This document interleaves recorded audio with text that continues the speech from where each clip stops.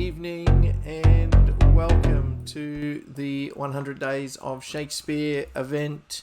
Tonight is day 14. Thanks so much for joining me here today. Just making sure I've got my microphone on because I made that mistake a couple of days ago. G'day everybody, my name is Paul Adams and welcome to today's contribution to the 100 Days of Shakespeare. Today we are taking a quick overview of the Elizabethan playhouses. Now, the most common known playhouses, of course, are the amphitheaters like the Globe and the Swan and the Rose and those types of things. But there were actually three fairly common types of playing spaces for plays in the Elizabethan period, and we're going to take a very quick overview of those three tonight. But we will do a deeper dive into each of these in more detail in different episodes of this series. So in the description below, I will add a link to the Facebook group so that if you are interested in having a look at the other resources that are being compiled by all of the contributors, then you can jump into that Facebook group. It's an open public Facebook group. Please feel free to join that. Have a look at those resources. Use those to be inspired by, to dig further into your own research. Or if you have something to contribute, feel free to contribute to that group as well. Also, while you're here, it'd be great if you subscribe to the channel. Just saying. And of course, you can have a look at the playlist on the channel here for the whole 100 Days of Shakespeare event. So my goal is to put out 100 bite-sized videos around Shakespeare, his life, his times, as my contribution to the 100 Days of Shakespeare. So it will be a pretty massive playlist of jumping off points to research. Some of them will be interviews with people that are experts at performing Shakespeare, that have researched Shakespeare. So we've got a few interviews lined up that will be coming down the track. So yeah, lots to dig into here. And if you're looking at studying anything in Shakespeare, this could be a great resource for you to start with as a launch pad. So hope that you find some benefit and use in this. So let's jump into tonight's topic, which is the Elizabethan theatres, and I'll just change this over. There we go. Elizabethan theatres, an overview. So the three types of theatres that we see in the Elizabethan period are the amphitheaters, which we're familiar with. There are the what are we calling them? The playhouses. Yeah, the indoor playhouses and the innyards. So let's jump first to the innyards, because this is really the location that was happening before any of the theatres were built. This is where plays were being performed. They've moved out of the church and they've started to become a common form of entertainment. Acting troupes were starting to form, and they obviously were looking for places to perform, and the inns and the pubs were great places to perform, just like they are today when you have beer gardens and that sort of thing. So a lot of the inns had cobbled courtyards. A lot of them were, and you can see in this image here, a lot of them had lodgings that were available. So there was rooms available. The actors would stay there. And some of them had balconies that created great viewing points for performances to be seen. So as you can see in the picture there, this is sort of makeshift staging. It's cobbled onto, trestles and that sort of thing. So it's temporary staging, put up for the show. Rarely would they have that there 100% of the time. A lot of these spaces were also used for other entertainments like musicians, bear baiting, gambling, all sorts of things. And, the actors were just one entertainment that would come through and use these spaces. So these are some of the earlier playing spaces, and these spaces were still continuing to be used throughout the Elizabethan period. So you can see a few of the inns mentioned there. This is by no means an exhaustive list, but we have the Bull, the Bell Savage, the Cross Keys Inn, the Bell Inn, the White Hart, and the George. So these were some of the sorts of places, and that's an representational image of what you could expect to see. And I will drop a source for that image in the description below so that you can see where that came from. But yeah, that's a pretty common image that you would find in the innyards. So let's do the amphitheatres next because we're aware of those. We know those the best.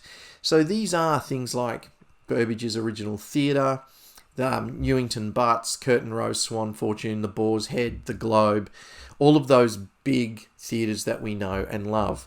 So, these were outdoor theatres, open-roofed theatres. The actors had a canopy on the stage to represent the heavens.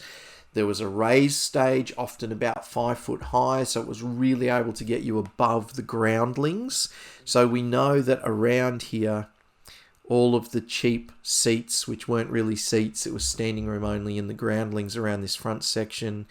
That was the cheapest entry point. You could come in and stand around the stage and take your viewing position from it wherever you wanted, really. So if you didn't have a great spot, you were free to roam around and move around in that space to try and get yourself a better viewing position.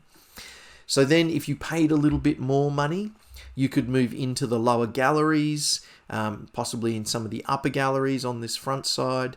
But yeah, so you could get a seat in the galleries if you paid a little bit more. You could potentially also buy food from roaming vendors. And if you paid the biggest bucks, you could get up into the Lord's rooms, the Lord's boxes up on the top, which were often more so positioned at the back of the theatre. So although from a positioning point of view, it seems weird that you would be looking at the back of the actors, consider this to be theatre in the round. The actors knew that there were important people sitting up behind them, and although the bulk of the crowd was in the front, when they're playing speeches to nobles and kings, they were able to make reference to these people as part of that speech to show them a little bit of homage, and they knew that they were there. The important thing for those people, though, is not so much the visual point that they had, but the visual point that everybody else had. They were extremely visible, and it was a very good thing to be seen. So that is one of the reasons why those were positioned up behind the actors, because everybody was looking through the actors up into the Lord's rooms, where they could see the rich and the people of noble kind of patronage, that kind of thing.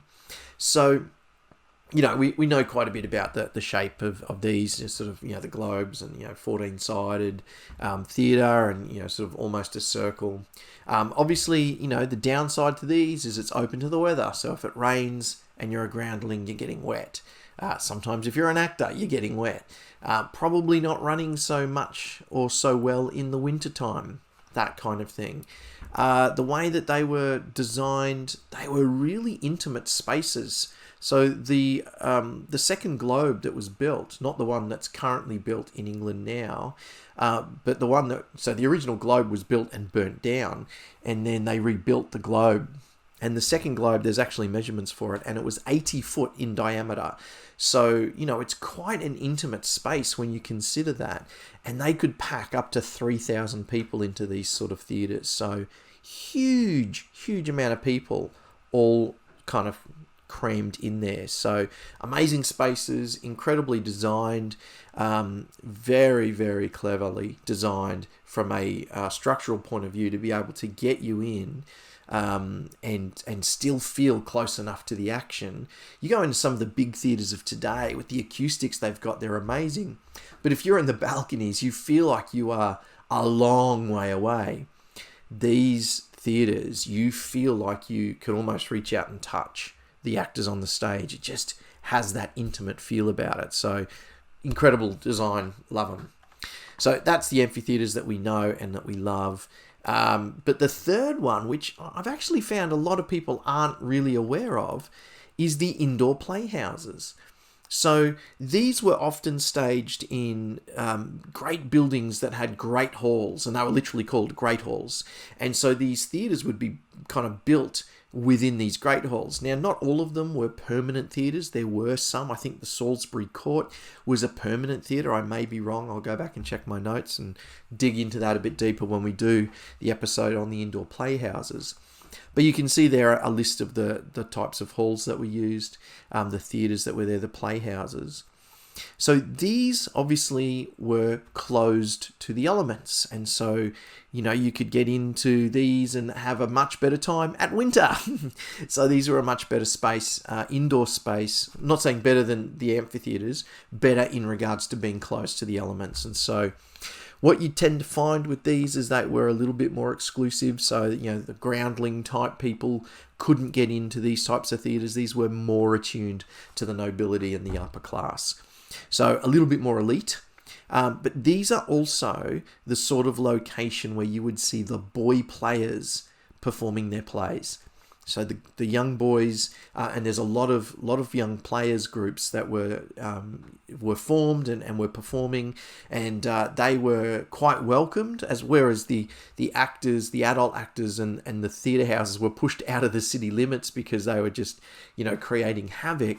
The boy players groups, they were actually still very welcome in the city because it was seen as an education process for them to go through the classics and train in the classics and that sort of thing. So it was still a really, really prevalent thing through the Elizabethan period.